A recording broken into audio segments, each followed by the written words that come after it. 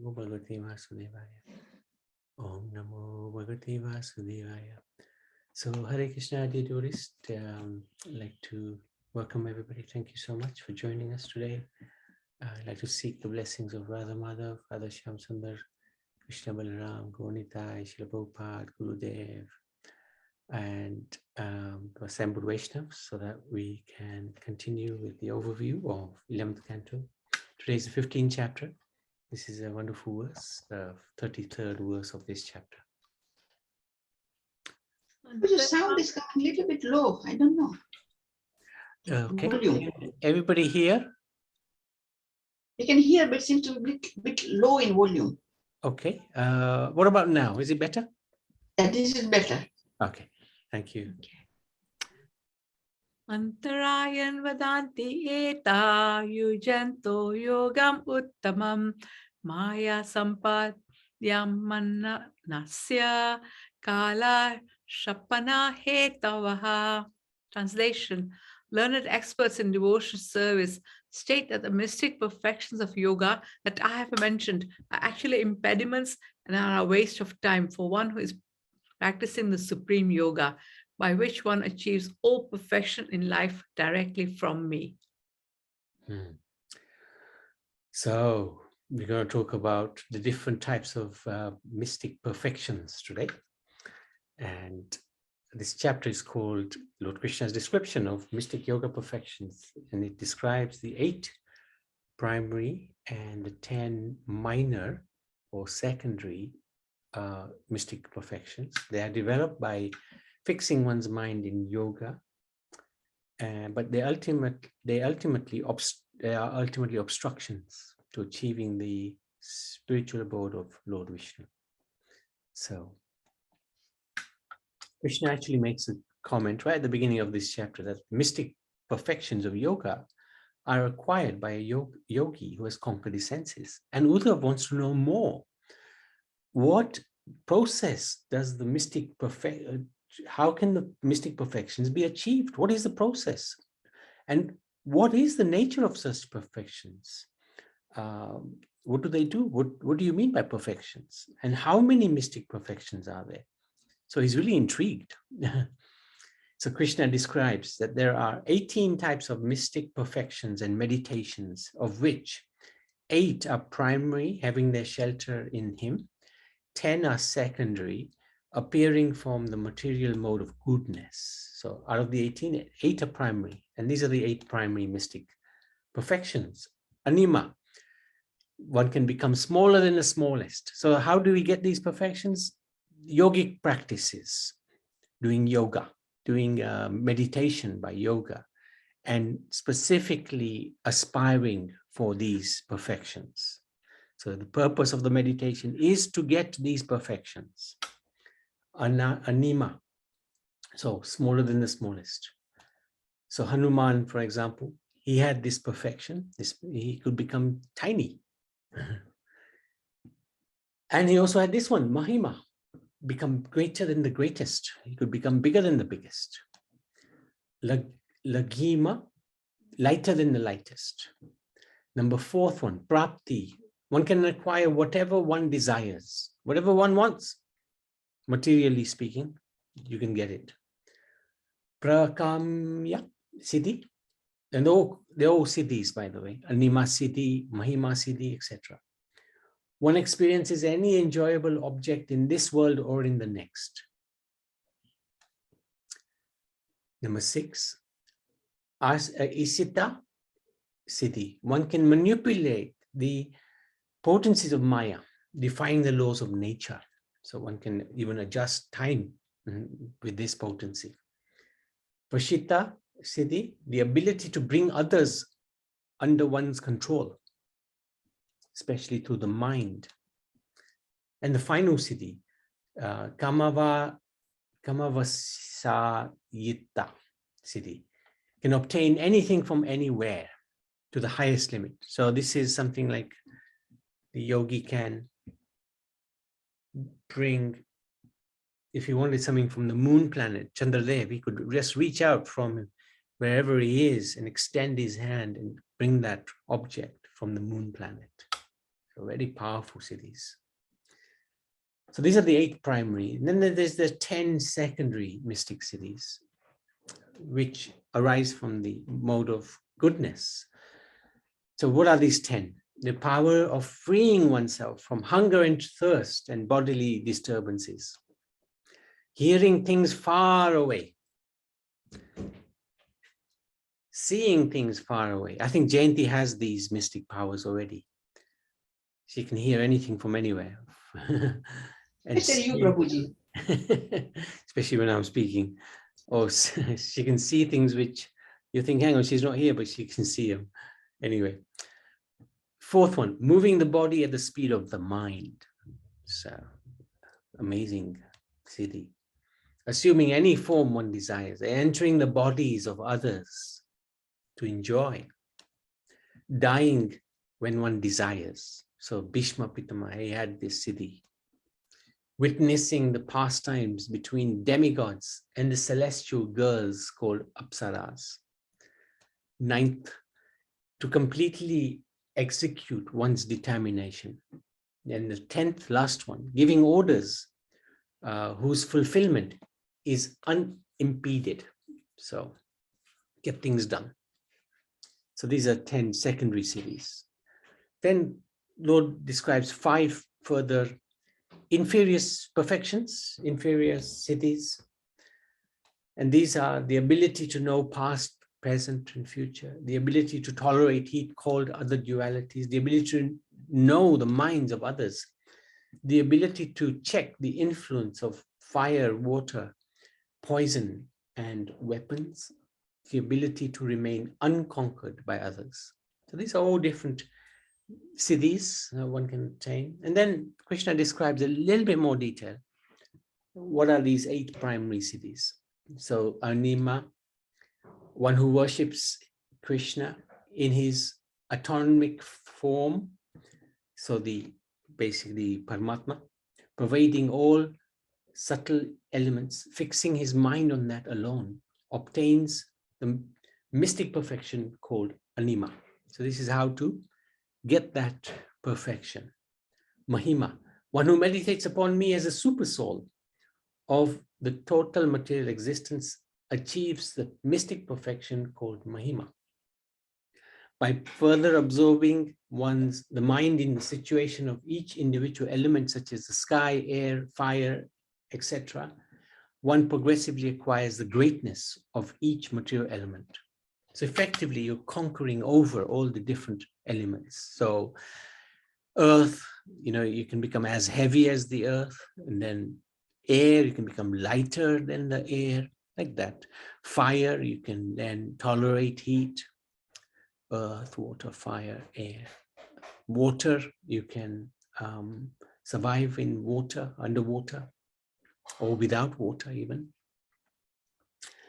Lagima, I exist within everything, and I am therefore the essence of the atomic constituents of material elements. By attaching his mind to me in this form, the yogi may achieve the perfection called Lagima and can become lighter than the lightest. So that's an interesting one as well.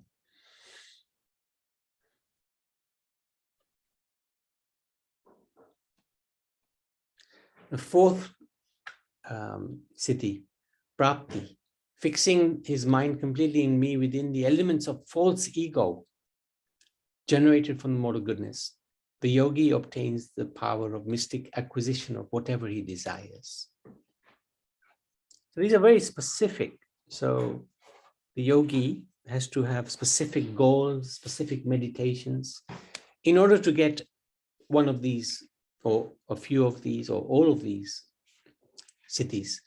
Prakamya, one who concentrates all mental activities in me as a super soul, can experience any enjoyable object. Isita siddhi, the yogi who places his mind in my form of Narayan becomes endowed with my nature and thus obtains the mystic perfection called Vasita. This enables one to control various energies and seemingly defy the laws of nature. on the lowest level, one can make fire come from one's mouth. So different types of powers. Oh, maybe I mixed those two up. Anyway, Vasita, one who places his consciousness on Vishnu, the supreme lord of the external energy, obtains the mystic perfection of controlling other conditioned souls, their material bodies and their bodily designations. So ability to control others, especially their minds. And then Kamavasa Yitta, one who fixes his pure mind on me in my manifestation as the impersonal Brahman obtains the greatest happiness, wherein all his desires are completely fulfilled and can obtain anything from anywhere. So these are different cities. And then he gives a little explanation about the 10 secondary perfections. One who concentrates on him as the upholder of religious principles. The personification of purity is freed from the 6 waves of material disturbance, namely hunger, thirst, decay, death, grief, and illusion. So that's when we worship him or concentrate on him as the upholder of religious principles. That purified living entity who fixes his mind on the extraordinary sound vibrations occurring within me as a personified sky and total life air is then able to perceive within the sky the speaking of all living entities. So he can hear what others are saying from wherever he is. Merging one's sight into the sun planet and then the sun planet into one's eyes, one should meditate on me as existing within the combination of sun and vision, thus acquires the power to see any distant thing. So these are how one can get these siddhis.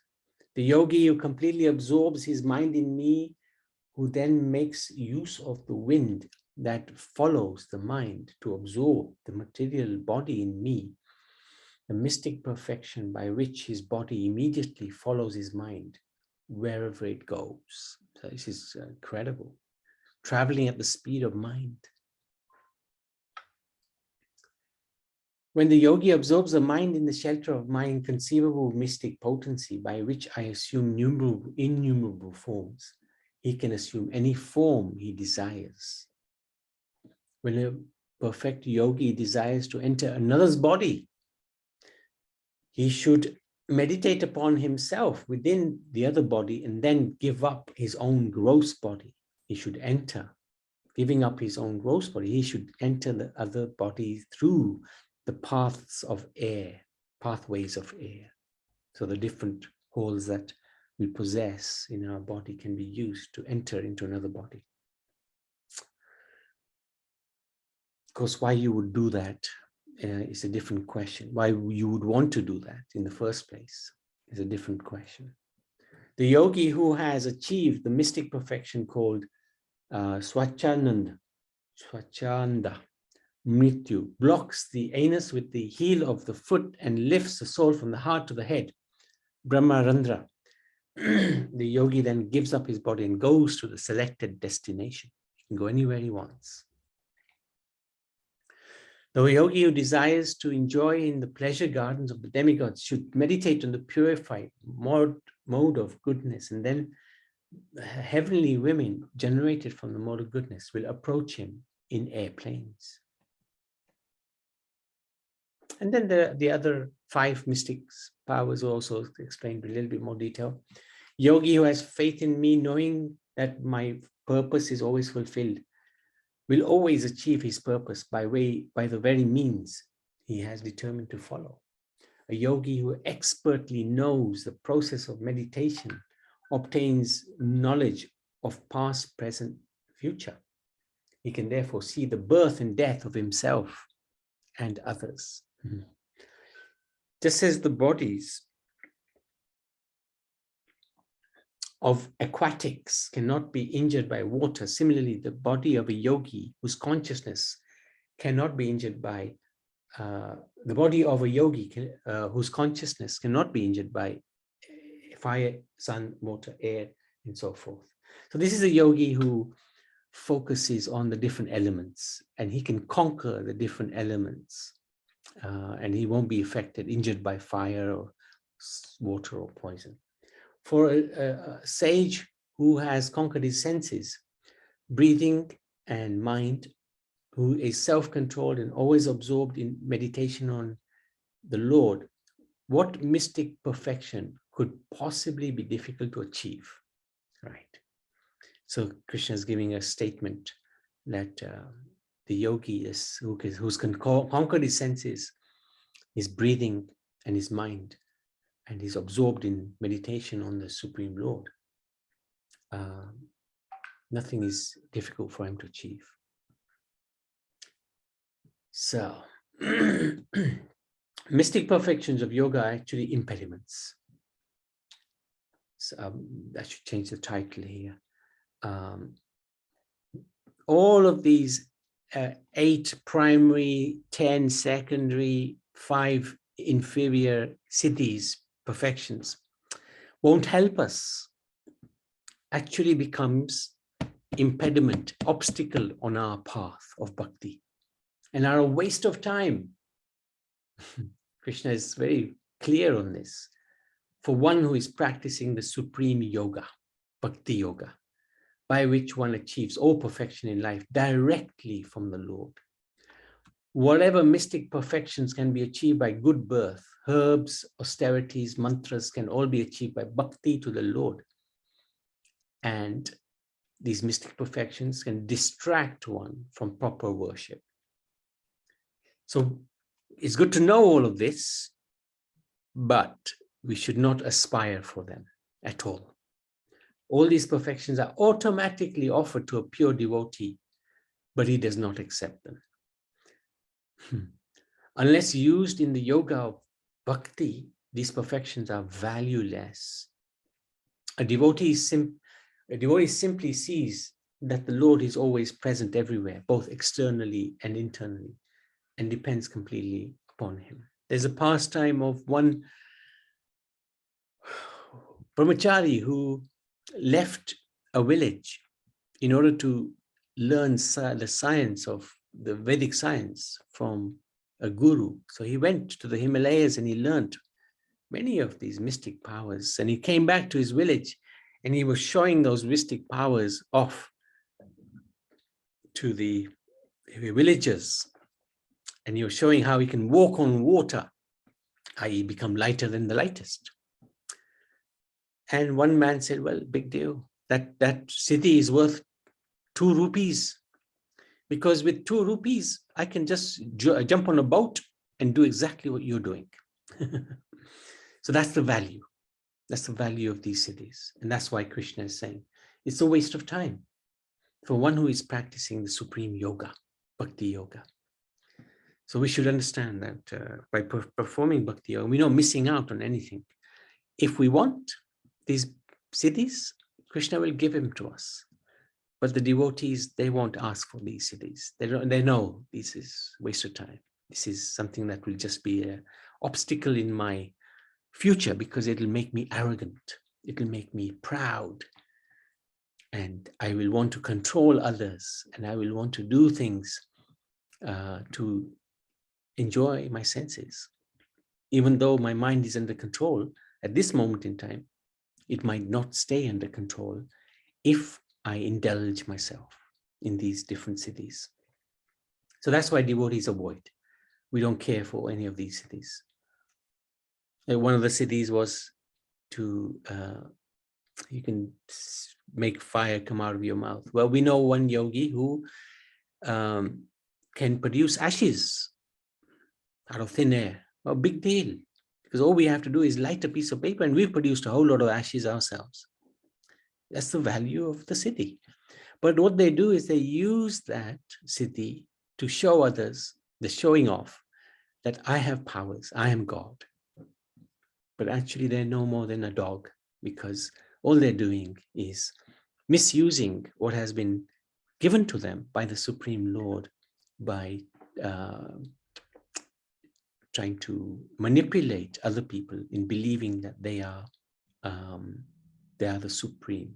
So So we'll end there. Any questions, any comments? Prabhuji, a couple of things. Sure. These people who develop these yogis who got these siddhis, they may use them to earn a living. That's another point. That's Good. one thing, yes. And you know, I heard about there was somebody like one of the newer Sai Babas who was getting gold and garlands from the air. He would just extend his hand and things would, and golden necklace and golden garlands would come in his hand. Yeah, So this is one of the siddhis type, isn't it? Yes, we think, yeah. I mean, it sounds like it is. Yeah, they can get anything. That's what it says. One of the sages, one of the siddhis is you can get anything. Anything, from anywhere. That's right. That's right. Yeah. So even though he was supposed to be worshipped as a Sai Baba, he was using his siddhis to attract the people and getting that, oh, I'm something. Yeah. Dear. That's right. That's right. Very true. Very true. Yeah, but it's also frightening if they can enter into another person's body and then they can direct them to do what they want to do. Yeah, that's right. That's right. But this was indicating that they have to leave their current body and then enter another body. So they would want to enter into a body of a very superior person.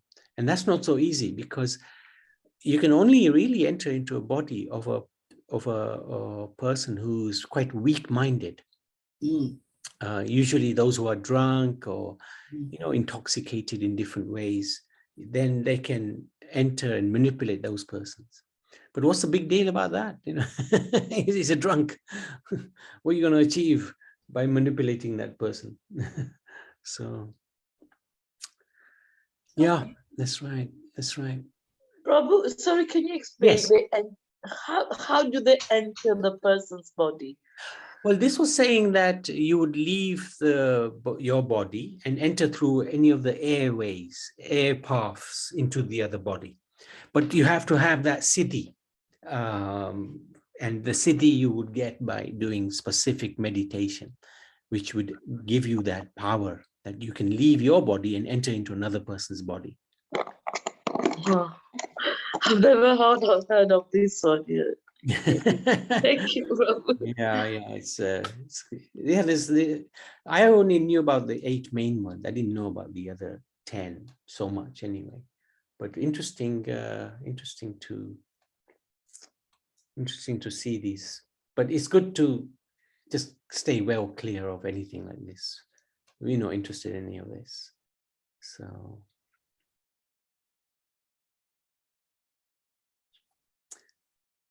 to enter the body of others, number 6. Yeah, let's have a look at that one.